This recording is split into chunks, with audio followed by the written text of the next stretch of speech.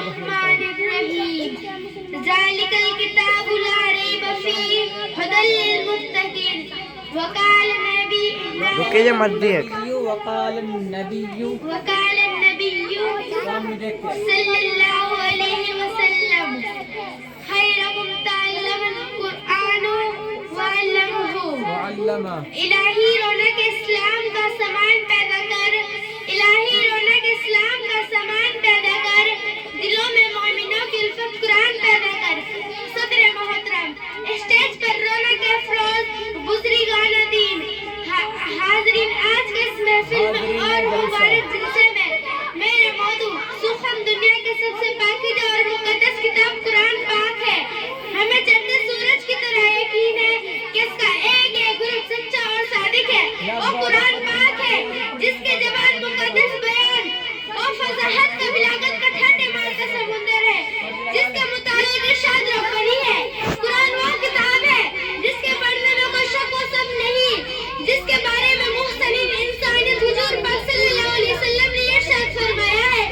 کہ تم میں سب سے بہتر شخص وہ ہے جو قرآن سیکھے اور سکھائے دعا کیجئے خداوند قدوس ہم سب کو قرآن کی دولت سے مال و مال فرمائے آمین نوجوانوں دوستو قرآن پاک وہ کتاب ہے جو رہتی دنیا تک کے انسانوں کے لیے شراب و ہدایت و رحمت ہے یہ وہ قرآن ہے جس نے رسول کی رسالات کو پیشک یہ وہ قرآن ہے جس کی برکت سے جنات اور شیاطین جنات بنے ہوئے ہیں قیامت کے دن صاحب قرآن سے کہا جائے گا جنت کے دروازے پر چلتا جا اور ٹھہر ٹھہر کر پڑھ جیسے کہ تو دنیا میں ٹھہر ٹھہر کر پڑھا کرتا تھا بس تیرا مقام آخری آیت پر پہنچے گا یاد رکھو قرآن وہ کتاب ہے جس کی نعمت زمین و آسمان چاند سورج ستاروں میں اس نعمت کا کوئی مقابلہ نہیں کر سکتا جس کے ذریعے سے اتارا گئے وہ بھی آمین جس چاند پر نازل ہو وہ بھی آمین جن مہینوں میں نازل ہو وہ بھی آمین آمین الذي أوزل وأفنى وأفكر وأغنى وأغنى الزكاة للذي يغني أساسا وأمنا والصلاة عليه محمد مصطفى سيد الورى وعليه آله وأصحابه المغشوشين بالعلم وتتقوا أما بعد قال الله تعالى والليل المشركين الذين لا يأتون الزكاة وهم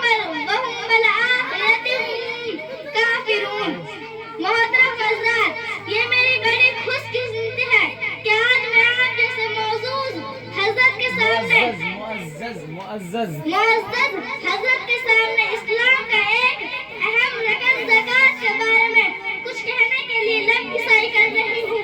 ابھی آپ کے سامنے ایک آیت پڑھی ہے جس کا ترجمہ یہ ہے اللہ تعالیٰ ارشاد فرماتا ہے ان مشرکوں کے لیے بڑی خرابی ہے جو زکوٰۃ ادا نہیں کرتے اور آخرت کے منکر ہیں زکوٰۃ کسے کہتے ہیں پہلے اسے سمجھیں کسی مسلمان کے پاس ایک مقرر مقدار میں مال دولت یا تجارتی کا سامان ہو تو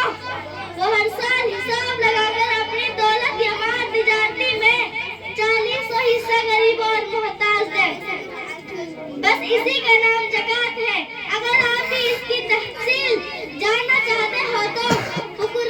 فرقان کی کتابیں دیکھیں محترم دوستو آپ شہری ہو یا یہودی یا کسبائی شہری ہو یا دیہاتی آپ شہری ہو یا دیہاتی آپ اپنے گرد و پیش پر نظر ڈالیں گے اور دیکھیں گے کچھ کھاتے پیتے اور کچھ فقیر کچھ